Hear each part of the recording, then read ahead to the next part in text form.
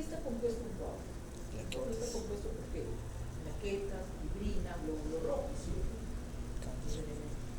¿Y cómo tiene que hacerse? ¿Cómo tiene que darse? Pues acá nos dice que la hemostasia tiene dos etapas muy importantes, pero tiene tres fases.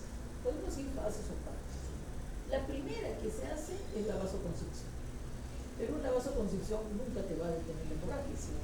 Lo único es que va a disminuir la luz del vaso sanguíneo de alguna manera, tratando de que contribuir en algo. Pero es la primera. La segunda es la presencia de las plaquetas. Tú puedes ver acá que acá hay un daño y que este daño ha ocasionado que no hay endotelio, ¿sí?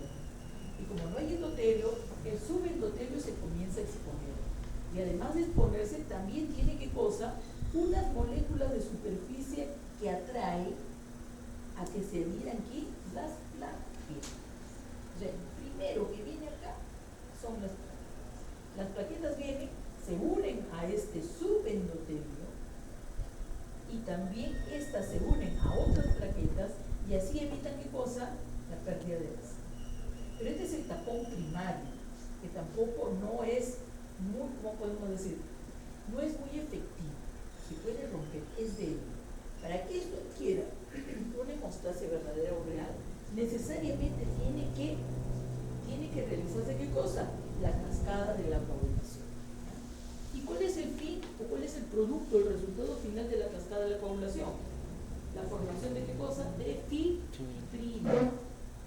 La fibrina forma una red, ¿sí o no? Donde quedan atrapados los elementos, ¿no? Los elementos rojos, las células blancas y rojas en el coágulo, ¿no? Entonces tú podrás ver que hasta acá todo esto es fisiológico y esto es lo que sucede cuando hay un daño del aparato, cuando hay un daño del endotelio principalmente. Pero para que salga la sangre necesariamente se tiene que dañar la pared, ¿sí o no? Si yo daño la pared, la sangre sale. Cuando te extraen sangre, para que tengan algún examen, ¿te atraviesan o no te atraviesan la pared? Y después se sana, ¿sí o no? ¿Por qué se sana? Primero, te ponen un algodón ahí, doblas el brazo y que no lo saques hasta 5 minutos. ¿Para qué? Para que se forme ¿qué cosa? El coágulo. ¿Para evitar qué cosa? La pérdida de la sangre. Entonces, esto se forma. Esto es un evento tipo fisiológico. El coágulo nunca va a producir ninguna alteración en la circulación. Pero mira lo que sucede con el trombo. ¿Qué es lo que sucede con el trombo? En el trombo también hay plaquetas, sí, también hay plaquetas. ¿También hay fibrina? Sí, también hay fibrina. ¿También puede haber glóbulo rojo? Sí. ¿También puede haber neutrófilos? Sí. Pero mira cuántas plaquetas y cuánta fibrina. ¿Es bastante o no es bastante? Y mira la luz de lo que queda después de todo esto. ¿Cuánto queda? Entonces, ¿qué es lo que está haciendo este trombo? ¿Qué está haciendo? Obstrucción. Un trombo puede obstruir parcial o totalmente un vaso sanguíneo. Por eso es patológico. Esto es fisiológico. Y nunca pulsa absolutamente. Entonces, ¿tiene los mismos elementos? Sí, pero gran cantidad de ellos. Y por eso produce obstrucción. ¿Cuáles serán las consecuencias?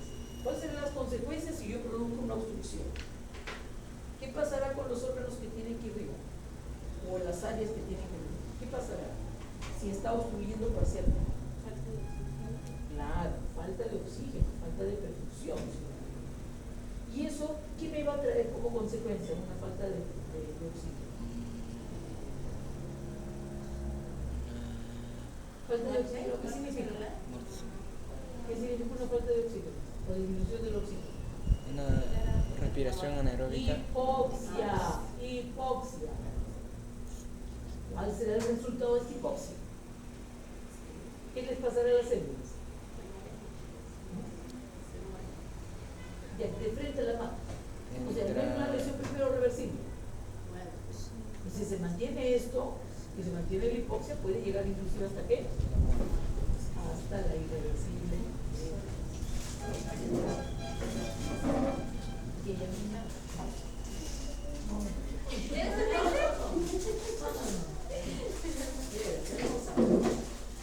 Bueno, Entonces, eso es lo que sucede. Esas son las consecuencias que nosotros tenemos que ver de lo que ya hemos aprendido de la primera unidad. La hipoxia que nos produce lesión celular. Si eso en un tiempo determinado, que no dure mucho, será una lesión reversible. Pero si se mantiene, puede llegar inclusive hasta un irreversible. Y eso es lo que nosotros tenemos que aplicar acá. Miren que las consecuencias de las alteraciones circulatorias nos traen ¿qué cosa? Lo que nosotros ya hemos aprendido en la primera. Entonces ya estamos viendo que este trombo es una... Y bueno, y acá nos estamos tratando de recordar lo que era la cascada de coagulación, ¿no? La vía intrínseca, la vía extrínseca, y luego ya viene una vía común, ¿no? En la cual ya tenemos a la trombina, porque la trombina es la forma activa, ¿sí? La forma inactiva es la trombina.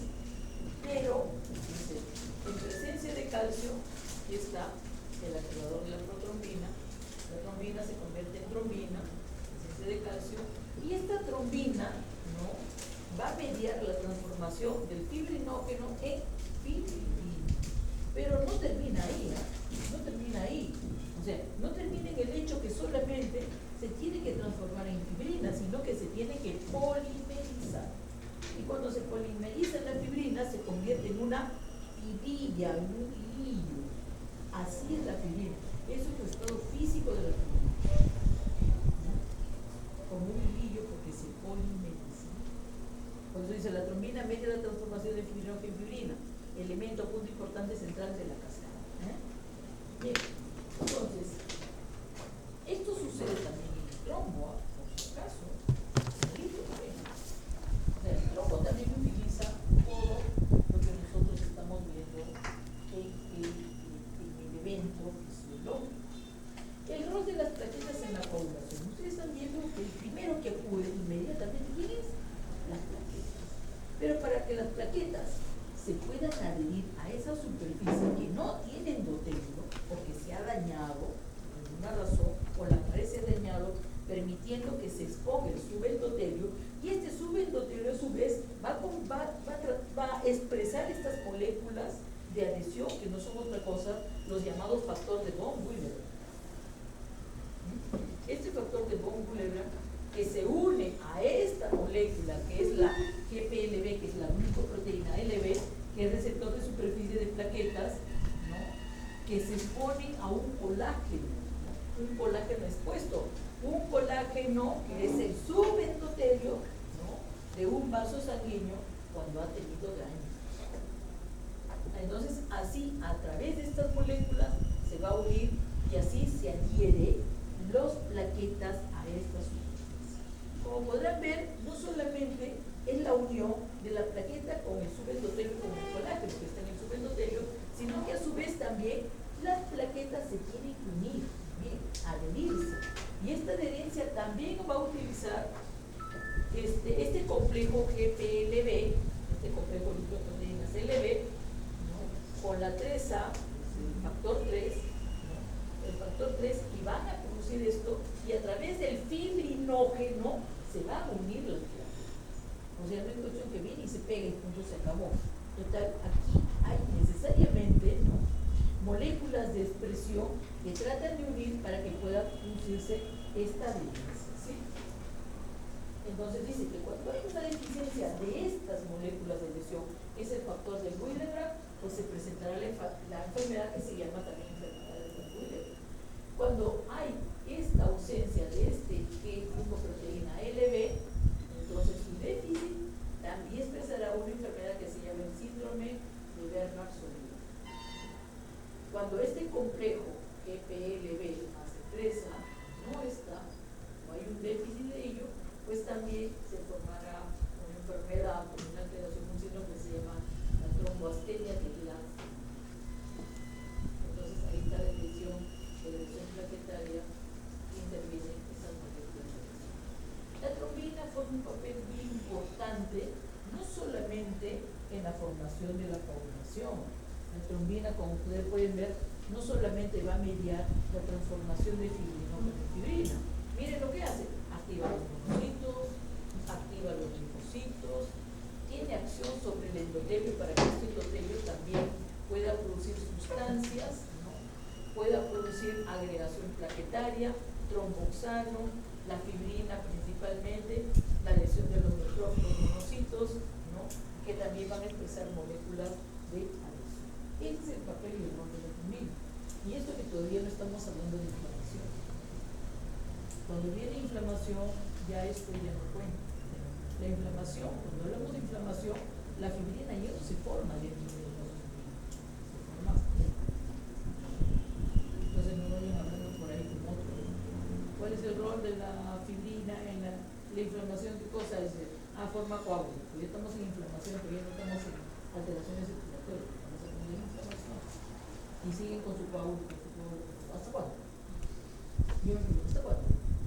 Hasta cuando entiendan qué cosa es inflamación. ¿Sí? Entonces quiere decir que no han entendido inflamación. Por lo tanto, no puedes aprobar patologías si no entiendes. Así de fácil. Bien, entonces, vamos. El sistema fibrinogen. Recuerden que el sistema de coagulación necesariamente tiene que ser controlado, ¿sí? Y generalmente el que lo controla lo regula es el sistema que se opone a él, ¿no? Y ese sistema, la cascada de la coagulación, es la formación de la fibrina, entonces el que se lo opone será ¿qué cosa? El que degrade la fibrina, ¿sí? Ya ese se le llama el sistema fibrin, es el que le dice, ya no más, y si produces más, ¿qué voy a hacer? Te voy a degradar. Y de verdad, lo degrada. ¿Lo degrada a través de qué? A través de esto, ¿no? ¿De quién? De la plasmina. O sea, hay un plasminógeno que es una proteína de la sangre o del plasma que también se va, ¿qué cosa?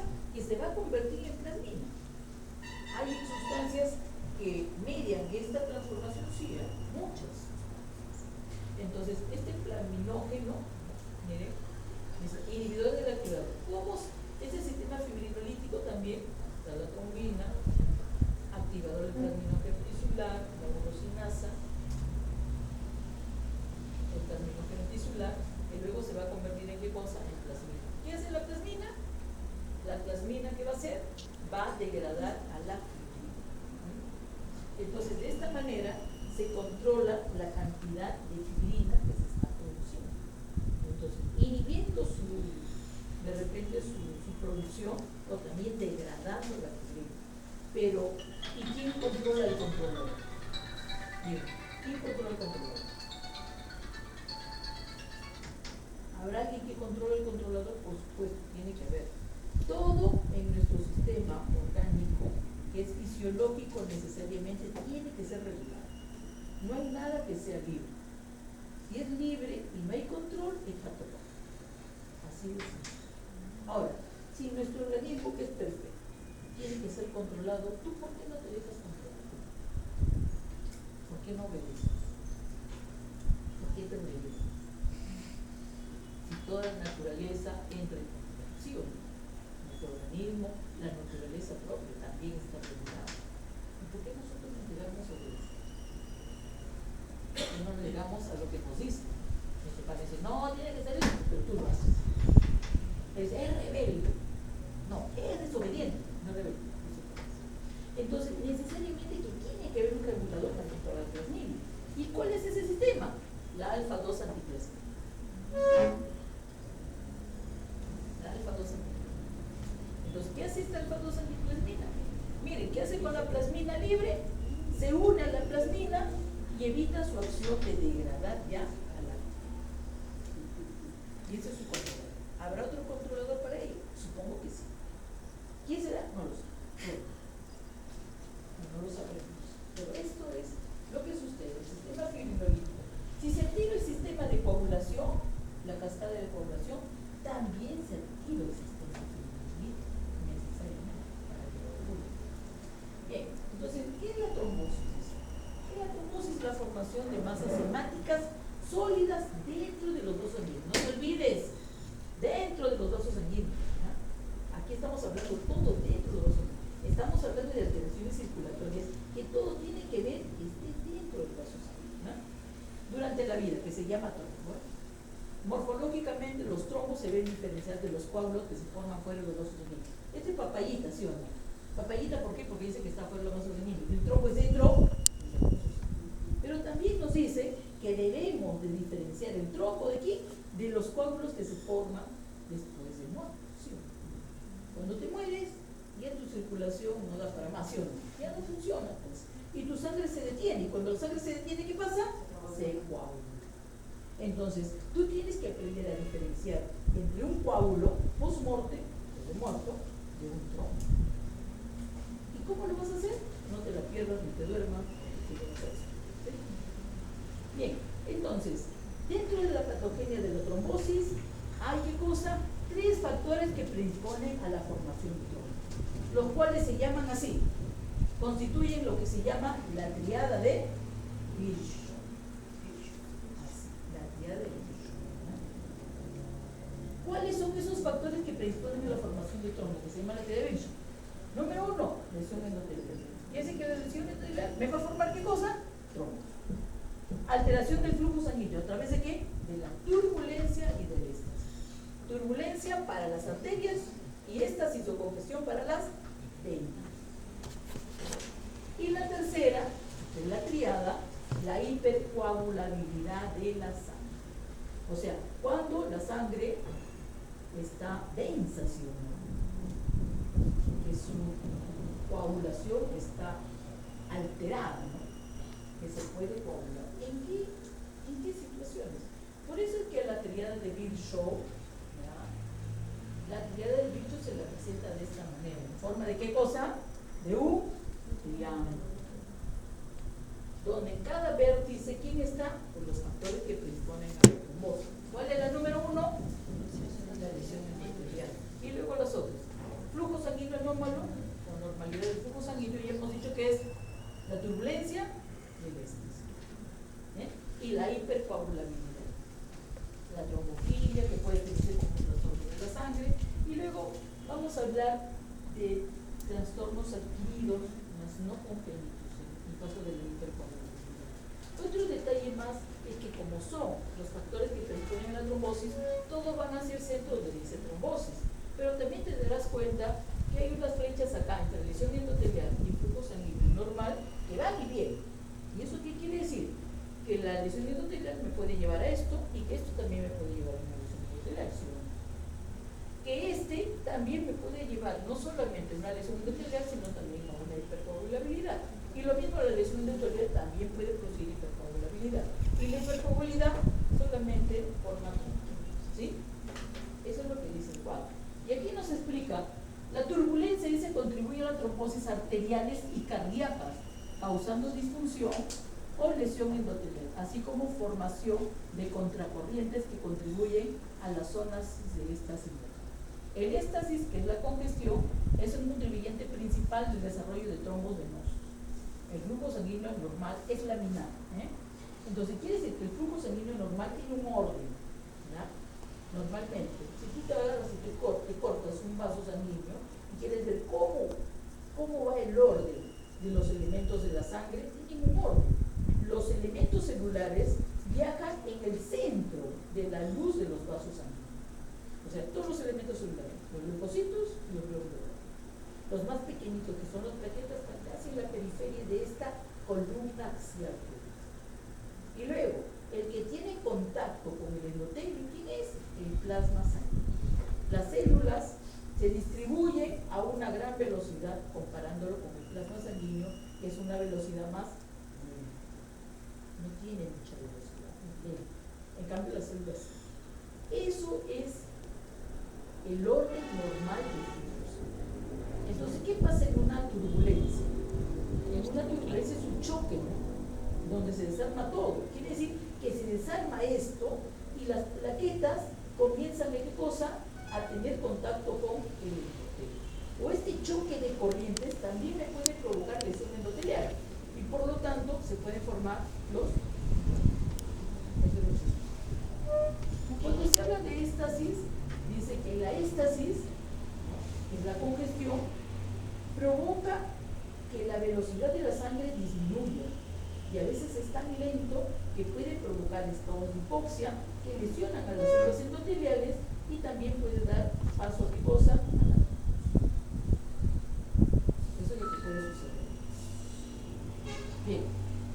nada más, aquí está, grupo sanguíneo anómalo, anormalidad del grupo sanguíneo, necesariamente es la turbulencia y la complejidad. Acá hay algunas, esta es la hipercoagulabilidad adquirida, ¿no? ¿Quiénes son las causas de esta hipercoagulabilidad? Los parásitos, supongo los parásitos que tienen su base en algún vaso sanguíneo, necesariamente, ¿no? Tiempo prolongado de inmovilización, fibrilización atrial, daños viscerales, cirugía, fracturas, quemaduras, cáncer, cuerpos extraños, coagulación intravascular diseminada y la trombocitopenia inducida por la hepatia. Solamente vamos a mencionar, y quiero que tomen en cuenta, estas adquiridas de alto riesgo de confusión. Los de abajo no lo vamos a ver, no lo tomen en cuenta, no lo veo. Ese es el flujo sanguíneo, laminar, como dicen, que en el centro se están distribuyendo, están corriendo a una velocidad mayor, los elementos celulares, y los que están en contacto con el endotelio viene a ser el plasma sanguíneo. Bien, entonces tenemos un trombo que ya sabemos que es una masa hemática sólida dentro de los vasos sanguíneos y que se forman durante la vida. ¿Cuál es el componente principal de un trombo? ¿Sabes cuál es? La fibra. Pero dicen que no te tienes que olvidar, porque ya sabemos, que las plaquetas cumplen un rol principal en la formación de estos trombos. El problema, yo creo que no es el problema, sino la dificultad, es que nosotros no podemos ver a las plaquetas. Es difícil que una plaqueta se deje ver porque no se tiñe, pero en cambio la fibrina sí. Entonces, por eso es que la fibrina es considerada como el componente principal de la trombo. Pero sabemos de antemano que las plaquetas cumplen un rol importante. Bueno, y nos dicen que este trombo tiene una zona de adherencia. Entonces, cuando ponemos los factores predisponentes en la formación de un trombo, el número uno, y el más frecuente de todos, es el daño endotelial. Entonces, en todos los casos de emergencia se produce daño endotelial. Por eso es que todos los trombos tienen una zona de adherencia. Si hay un daño del endotelio y deja libre el subendotelio, entonces el colágeno se va a unir con la fibrina por una forma de adherencia. Entonces, por eso, esa zona que carece de endotelio es la zona de adherencia. Un trombo siempre tiene una zona de adherencia. Un coágulo osmótico. Esa es la gran diferencia. Entonces, ahora vamos a ver cuántos tipos de trombos hay. Hay trombos venosos, como también hay trombos arteriales. Vamos a ver eso. Bien, los factores predisponentes ya lo hemos dicho, ¿no? La división endotelial, la alteración del flujo y la hipercoagulabilidad. ¿Cómo termina un trombo? ¿Cuáles son los caminos que le toca a un trombo? Entonces, el trombo dice puede propagarse. Los trombos pueden propagarse, los trombos pueden crecer. Un trombo que comenzó solamente en la lesión puede adherirse y puede ser un trombo grande. Puede tener su zona de adherencia, su cuerpo y su cola, que la cola es la que flota y que muchas veces esta cola se puede desprender. Como no tiene herencia, se puede desprender y viajar por la sangre. Y cuando viaja por la sangre, va a formar ¿qué? Émbolo. Un trombo puede terminar también en un embolio. O también el caso ideal, ¿no? ¿Qué sería lo ideal que le pueda suceder al trombo para que no nos haga daño? Que por medio del sistema fibrinolítico se disuelva. Y el daño de la pared se resuelve. Y todo vuelve a la normalidad. Eso sería. Pero bueno, puede formar émbolos que se van a desprender, van a viajar por la sangre y van a llegar a un sitio donde ya no van a poder pasar. Entonces quiere decir que van a llegar a producir también obstructos. El émbolo deja de ser émbolo y se convierte en un trombo. Bien, o también, ¿dónde puede terminar un trombo? Organizado. Que se puede organizar y se puede recanalizar. ¿Qué quiere decir esto? El trombo, a través del trombo se van a formar vasos que atraviesan el trombo para restablecer nuevamente ¿qué cosa? El flujo sanguíneo básico.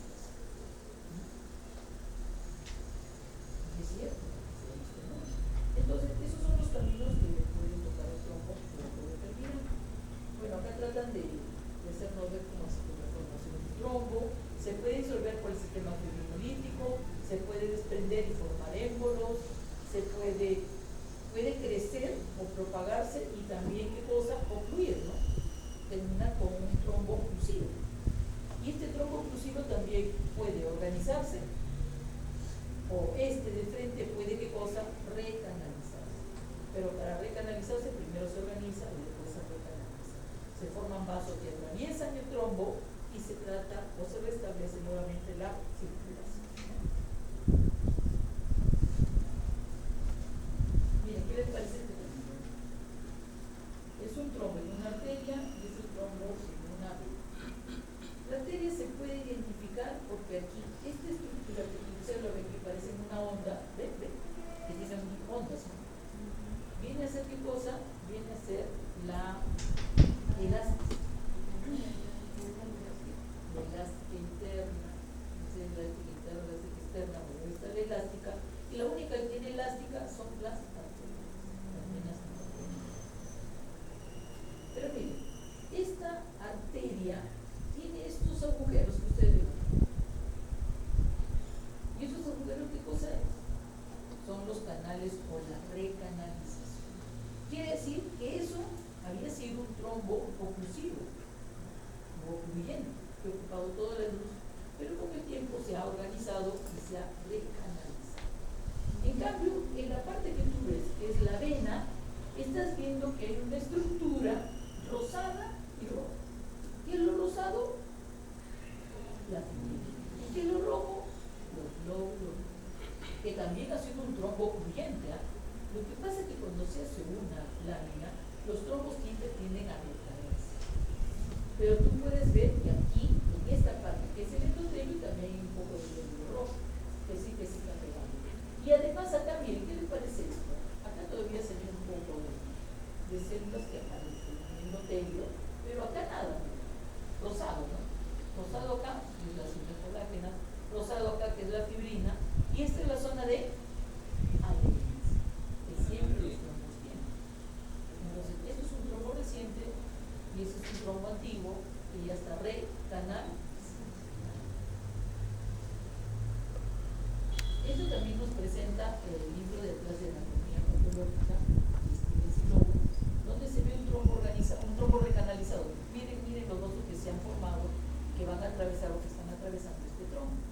Esta es la imagen histológica de un trombo también que parece una vena, no tiene elástica y parece que fuera pulmón, los espacios alveolares que están colapsados y apretados, y que hay fibrina, que hay glóbulo rojo, pero que también se están formando ¿qué cosa? Se están formando los vasos sanguíneos. Entonces está iniciando la recanalización.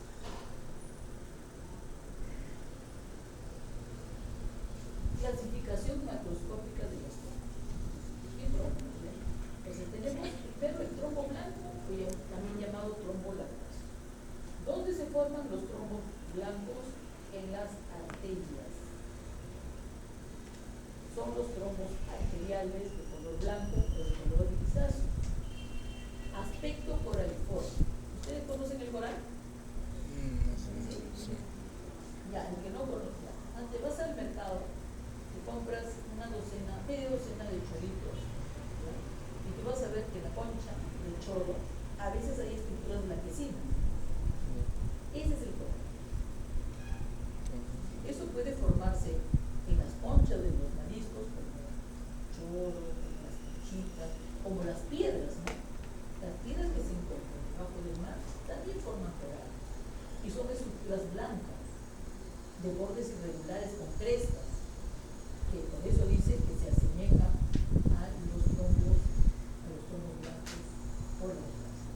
Entonces dice que tiene un aspecto correcto. Pero son, rugosos, etc., ¿no? Pero son friados, o sea, son delicados. Tú lo jalas, ¿no? Se rompe. ¿De qué están compuestos? Están compuestos principalmente de leucocitos, plaquetas y fibras. Leucocitos, plaquetas y fibras. Muy pocos eritrocitos. ¿Saben por qué? Porque como como esto se forma en las arterias la velocidad en la sangre es grande, es mayor. Entonces no da tiempo a que se adhieran muchos eritrocitos. O sea, no hay ni leucocitos ni eritrocitos que están formados principalmente por plaquetas. Bueno, algunos leucocitos. Y esto dice se inicia en áreas de turbulencia que están relacionados con las plaquetas. Entonces, acá tú tienes un dibujo en el cual, miren, se ha formado el trombo, no hay endotelio, por lo tanto, si hay endotelio, ¿cómo se llama esta zona? Zona de adherencia. Lo mismo tienes en este dibujo que lo presenta Zachary. Miren, Zachary lo presenta y tú ves este sombreado que parece una sombra, un halo, es el endotelio. Pero tú ves acá que en esta zona, en esta parte de la pared de esta arteria, por eso le llaman trombo mural, porque se forma en una parte de la arteria, no está concluyendo, pero sí se está propagando. Y su crecimiento siempre es en favor de la corriente sanguínea. A eso le llaman trombo mural, porque se ha formado en una parte de la pared del vaso sanguíneo. Pero miren lo que sucede cuando hablamos de los trombos rojos o trubóricos. Los trombos rojos o trubóricos, que se parecen mucho a un coágulo común y corriente, ¿no? Se forman principalmente en las venas. En las venas y se inicia por éstasis. ¿Qué es la éstasis? Hemos dicho que es la Congestión en venas. La éstasis, congestión prolongada en la zona. Y como podrás ver, ¿no? Acá no debería de haber tampoco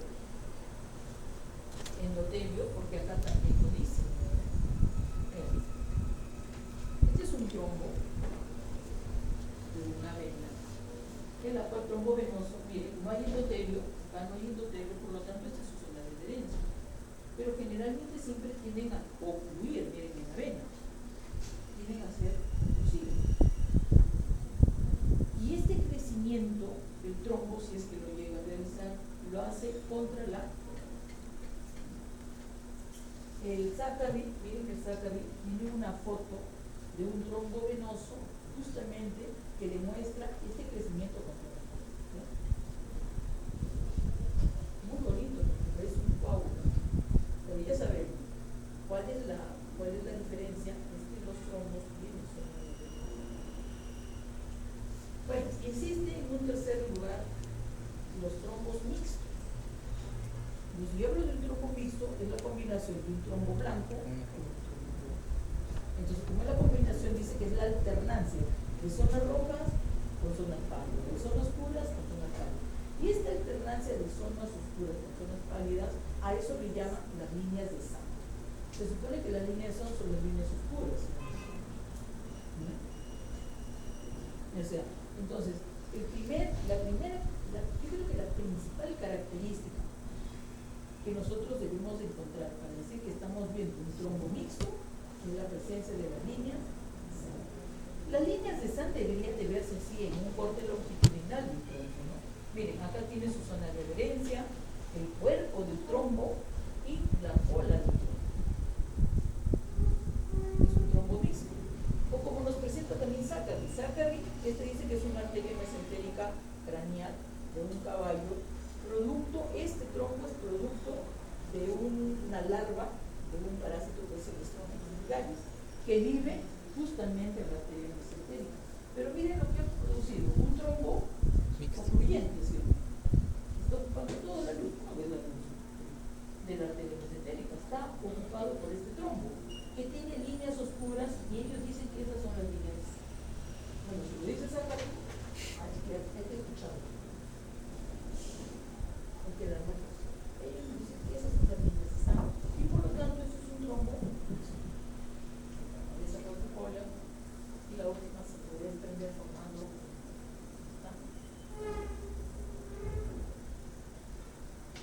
Pero microscópicamente también podremos hablar de microtrombos. ¿Dónde se forman los microtrombos? En la microcirculación. ¿Quiénes conforman la microcirculación? Capilares, arteriolas y venas. Esa es la microcirculación. Compuesto por plaquetas y fibrilina, mayormente ¿qué cosa? oclusivos, como dice ahí, oculares. Miren, ¿eh? Microtrombos, ¿eh? Ahí está, fibrina. Todo lo rosado es fibrina. Está más conformado por fibrina. Acá nos dice que es una arteriola pulmonar, microtrombo, una pequeña arteriola pulmonar. Acá también daño alveolar difuso, arteriola pulmonar pequeña, con microtrombo. O esta vena también, aunque dice que es arteria, me parecía que era vena, dice que es arteria, también formado principalmente por hay glóbulos rojos también, sí, también hay glóbulos rojos y glóbulos rojos, sí hay, pero más cantidad de fibrina. Entonces, hablemos de dos tipos de trombos, ¿no? Los trombos que pueden producir una obstrucción parcial, que lo llamamos trombos murales, que están formándose en una parte, pero que no llegan a fluir, y los trombos oclusivos que ocupan toda la luz del vaso sanguíneo. Pero también podemos hablar de trombos murales en el corazón, bueno, especialmente asociada a las válvulas atrioventriculares, ¿no? Que miren ustedes que son unas masas blanquecinas, que parecen las cabezas de una coliflor.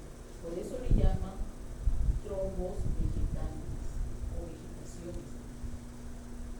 Sobre las válvulas cardíacas está conformada por gran cantidad de fibrina, pero tiene como causa ¿quién? A las bacterias. A ver, pregunta, ¿se pueden desprender o no se pueden desprender estos trombos de estas válvulas? Sí. ¿Se pueden desprender o no? Sí. Claro.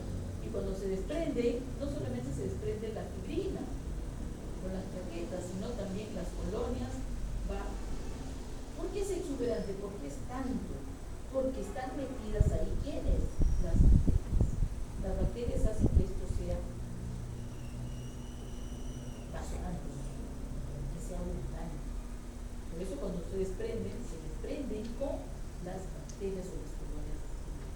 Por eso, lo que se desprende acá es llamado émbolo séptico, porque está contaminada por las bacterias. Cuando llega a impactarse o a obstruir, y ya no puede pasar por ese vaso sanguíneo que es pequeño para su tamaño del trombo, se le llama tromboémbolo séptico. Trombo, ¿por qué? Porque ya está produciendo obstrucción. Émbolo, ¿por qué? Porque ha viajado con la sangre. Y séptico, ¿por qué? Porque está con las colonias contaminadas.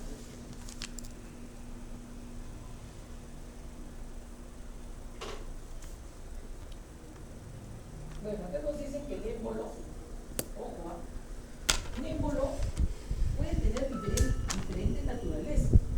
Puede ser sólido, como un pedazo de trombo que se desprende y viaja por la sangre, ¿no? Pueden ser células cancerígenas, que también son sólidas. Pueden ser también semilíquidas, como la grasa, o pueden ser gaseosas, como las burbujas de aire, que se pueden transportar por la sangre a un lugar distante de su punto de origen. Pero ese lugar distante, en ese lugar distante donde ellas se van a parar, van a llegar a su fin, es porque ya no pueden pasar más. Porque el diámetro de ese vaso no puede, su tamaño no lo puede atravesar. Y ahí se queda ¿qué? Impactado. Ahora, pregunta, ¿los émbolos tienen zona de adherencia igual que los trombos? Sí. Ellos viajan y se impactan nada más. O sea, ellos viajan y pasan por los oídos. ¿Hasta dónde no pueden pasar? ¿Hasta dónde llegan? Hasta dónde ya no pueden pasar. Sí. Su tamaño no les permite. Y ahí se quedan impactados. El émbolo no tiene eso. El trombo sí. Por eso dice, ¿no? Hacia un punto de origen. ¿Hasta dónde?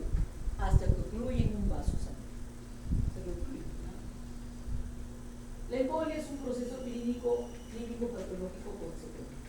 Entonces, cuando un embolo llega a un sitio, un órgano lejano, y ya no puede pasar y produce obstrucción, deja de ser un embolo y se convierte en un trombo.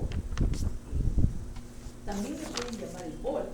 Supóngase que se va a impactar en el pulmón, también le pueden llevar embolia pulmonar, o también le pueden llevar tromboembolia pulmonar. Supóngase que estos émbolos se van a impactar en el riñón, también lo pueden llevar embolia renal, o también tromboembolia pulmonar, ¿sí? Todo depende de dónde se van a impactar, o dónde se quedan ahí atorados, un poco atorados. Bien, chicos, pongan atención. Así es. Cuando los tromboémbolos o los émbolos son fragmentos de los trombos que han viajado por la corriente y se han detenido en vasos demasiado pequeños para poder viajar. Y ahora viene acá lo más importante, tiene que estar bien moja y después otra vez. Cuando los trombos émbolos se forman en las venas, ¿sí?, van a viajar por el sistema venoso, van a llegar, van a pasar por el corazón y se van a impactar, ¿dónde dice? En el sistema arterial. Ahí se impacta, ya no pueden pasar más. No se impacta un émbolo, se impactan muchos émbolos en el, produciendo el embolismo o el tromboembolismo. ¿Eso cuándo es? Cuando el trombo o el tromboémbolo ha salido ¿de dónde? De un trombo venoso. Cuando el tromboémbolo se ha originado ¿dónde? En la aorta. Vamos a poner en la aorta nada más, en el corazón solamente no. Cuando un trombo, ¿no?, se ha originado en la arteria aorta, o sea, en la válvula semilunar de la arteria aorta, entonces, pueden ser vegetaciones, se van a impactar ¿dónde? En las arterias renales. Se va a producir un embolismo renal o un tromboembolismo renal cuando se forma en la aorta, en la pared, en la aorta. La tercera dice, cuando los tromboémbolos tienen su origen en el corazón, que puede ser en la válvula, en las vegetaciones, y el corazón, en el corazón izquierdo, ahora dice que se van por la aorta. Entonces, se van por la aorta, en la válvula ventricular izquierda, que también es llamada la mitral, dice que se forman ahí, se van a desprender, van por la aorta y se van a impactar en las arterias que irrigan el cerebro, los riñones, el vaso, el intestino y los miembros inferiores. ¿Cierto? Se va a repartir por todo. Eso es cuando se forma ¿dónde? En el corazón, en la válvula o en la pared del corazón izquierdo. Cuando los tromboémbolos tienen un origen en las arterias carótidas, comunes, se van a impactar ¿dónde? En el sistema arterial de ¿quién?